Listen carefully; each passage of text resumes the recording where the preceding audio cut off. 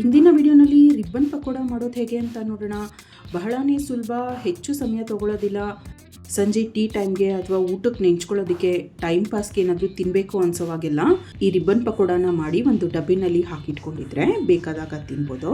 ಹಾಗೆಯೇ ಮಕ್ಕಳು ಯಾವಾಗಲೂ ತಿನ್ನೋದಕ್ಕೆ ಏನಾದರೂ ಕೇಳ್ತಾ ಇರ್ತಾರೆ. ಈ ರೀತಿ ರಿಬ್ಬನ್ ಪಕೋಡ ಮಾಡಿ ಇಟ್ಕೊಂಡು ಅವ್ರು ಕೇಳಿದಾಗ ಕೊಡ್ಬೋದು.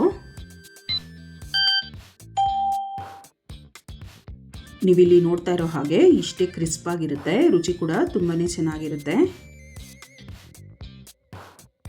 ಮಿಕ್ಸಿಂಗ್ ಬೌಲ್ಗೆ 1.5 ಕಪ್ಪಷ್ಟು ಅಕ್ಕಿ ಹಿಟ್ಟನ್ನು ಸೇರಿಸ್ತಾ ಇದ್ದೀನಿ.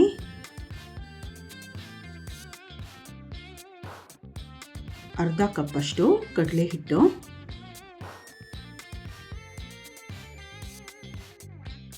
ಅರ್ಧ ಕಪ್ಪಷ್ಟು ಹುರ್ಗಡ್ಲೆನ ತೊಗೊಂಡಿದ್ದೀನಿ. ಇದನ್ನು ಮಿಕ್ಸಿ ಜಾರಿಗೆ ಸೇರಿಸ್ಬಿಟ್ಟು ನುಣ್ಣಗೆ ಪುಡಿ ಮಾಡ್ಕೊಳ್ಳೋಣ. ಹುರ್ಗಡ್ಲೆ ಪುಡಿನ ಕೂಡ ಮಿಕ್ಸಿಂಗ್ ಬೌಲ್ಗೆ ಸೇರಿಸ್ತಾ ಇದ್ದೀನಿ. ರುಚಿಗೆ ತಕ್ಕಷ್ಟು ಉಪ್ಪು,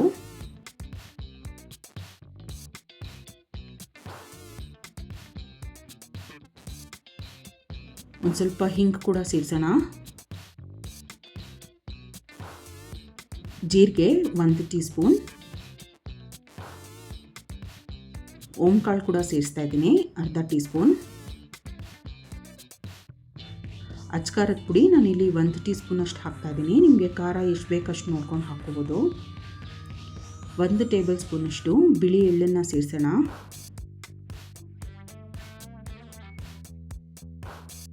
ಇದೆಲ್ಲ ಚೆನ್ನಾಗಿ ಮಿಕ್ಸ್ ಮಾಡ್ಕೋಬೇಕು.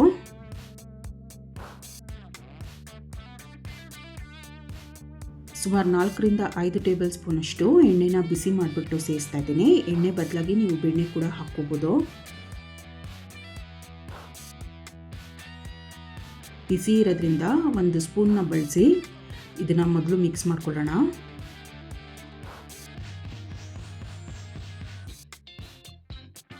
ಬಿಸಿ ಸ್ವಲ್ಪ ಕಡಿಮೆ ಆಗಿದೆ. ಇದನ್ನು ಕೈನಲ್ಲೇ ಮಿಕ್ಸ್ ಮಾಡೋಣ. ನಾವು ಹಾಕ್ತಂಥ ಎಣ್ಣೆ ಎಲ್ಲ ಹಿಟ್ಟಿಗೆ ಚೆನ್ನಾಗಿ ಹಿಡಿಬೇಕು. ಆ ರೀತಿಯಾಗಿ ಚೆನ್ನಾಗಿ ಮಿಕ್ಸ್ ಮಾಡಬೇಕು.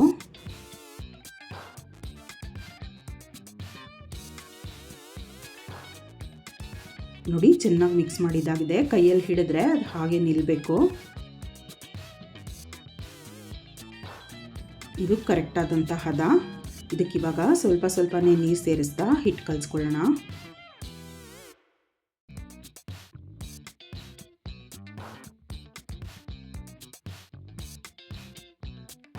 ಹಿಟ್ಟು ತುಂಬ ಗಟ್ಟಿನೂ ಮಾಡ್ಕೋಬಾರ್ದು, ತುಂಬ ತೆಳ್ಳಗೂ ಮಾಡ್ಕೋಬಾರ್ದು. ಹಾಗೆಯೇ ನೀವೇನಾದರೂ ಮೊದಲನೇ ಸಲ ಈ ಚಾನಲ್ನ ನೋಡ್ತಾ ಇದ್ದರೆ, ಇನ್ನೂ ಈ ಚಾನಲ್ನ ಸಬ್ಸ್ಕ್ರೈಬ್ ಮಾಡ್ಕೊಂಡಿಲ್ಲ ಅಂದರೆ ದಯವಿಟ್ಟು ಸಬ್ಸ್ಕ್ರೈಬ್ ಮಾಡ್ಕೊಳ್ಳಿ. ಈ ಚಾನಲ್ನಲ್ಲಿ ಯಾವುದೇ ವೀಡಿಯೋಸ್ ಅಪ್ಲೋಡ್ ಆಗಿದ ತಕ್ಷಣ ನಿಮಗೆ ನೋಟಿಫಿಕೇಷನ್ಸ್ ಬರುತ್ತೆ.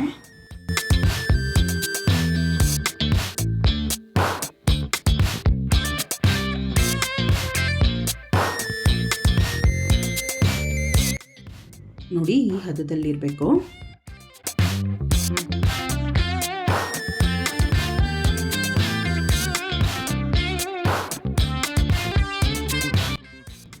ಹಿಟ್ಟು ಚೆನ್ನಾಗಿ ಕಲಸಿದ್ದಾಗಿದೆ.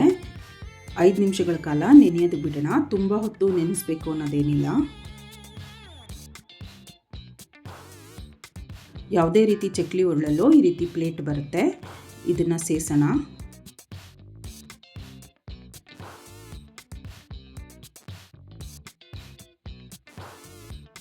ಚಕ್ಲಿ ಒರಳಿಗೆ ಸ್ವಲ್ಪ ಎಣ್ಣೆ ಹಚ್ಕೋಬೇಕು.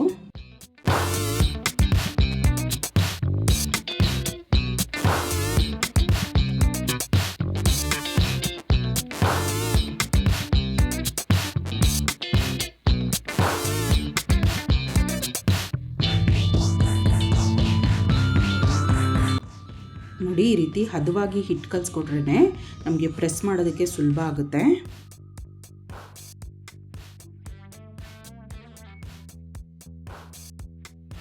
ಈ ರೀತಿ ಈಸಿಯಾಗಿ ಬರಬೇಕು.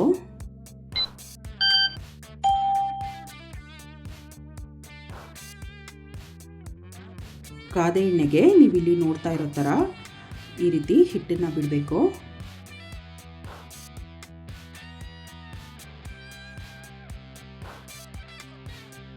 ಮೀಡಿಯಂ ಹೀಟ್ನಲ್ಲೇ ಫ್ರೈ ಮಾಡಬೇಕು. ಒಂದು ಕಡೆ ಬೆಂದ ನಂತರ ತಿರುಗಿಸ್ಬಿಟ್ಟು ಮತ್ತೊಂದು ಕಡೆ ಕೂಡ ಬೇಯೋದಕ್ಕೆ ಬಿಡಬೇಕು.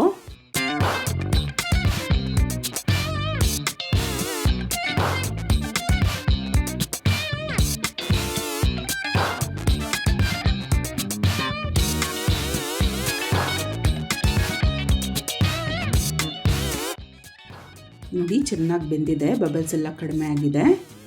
ಪಕೋಡ ಕೂಡ ಹೊಂಬಣ್ಣ ಬಂದಿದೆ, ಗರಿ ಗರಿಯಾಗಿ ಬೆಂದಿದೆ. ಇದನ್ನು ಎಣ್ಣೆಯಿಂದ ತೆಗೆದುಬಿಡೋಣ.